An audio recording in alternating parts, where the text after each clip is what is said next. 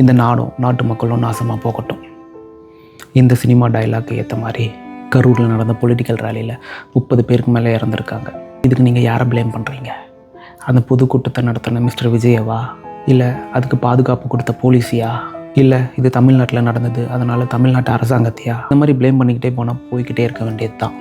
ஏன் மனசாட்சிப்படி இதுக்கு தார்மீக பொறுப்பு நம்ம சவுத் இண்டியன் மைண்ட் செட்ஸ் தான்.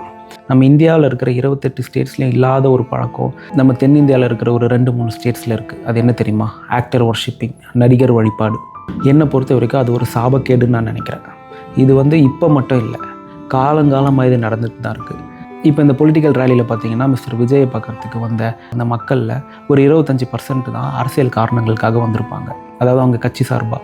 மற்றவங்க எல்லாரும் எனக்கு தெரிஞ்சு ஒரு நடிகரை பார்க்கணும் அப்படிங்கிற மைண்ட் செட்டில் தான் வந்திருப்பாங்க.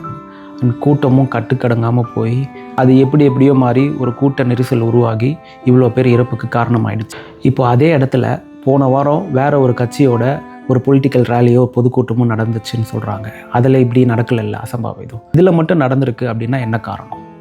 ஏன்னா ஒரு நடிகரை பார்க்கணும் அப்படிங்கிற ஒரு ஆர்வம், ஒரு வெறி, இதுதானே காரணமாக இருக்கும். உலகத்துக்கே சிவிக் சென்ஸை பற்றி பாடம் எடுக்கிற தென்னிந்தியர்களான இல்லை குறிப்பாக தமிழர்களான நம்ம இந்த விஷயத்தில் கோட்டை விட்டுட்டு நிற்கிறோம். இது எப்போ மாறும்னு எனக்கு தெரியல. கடந்த காலத்தை விட இப்போ இது ரொம்ப அதிகமாக இருக்கிற மாதிரி நான் நினைக்கிறேன். அதனால் மிஸ்டர் விஜய்க்கு நான் ஒரே ஒரு ரிக்வெஸ்ட் வச்சுக்கிறேன். மக்கள் இப்போ மாறுவாங்கன்னு எனக்கு நம்பிக்கை இல்லை.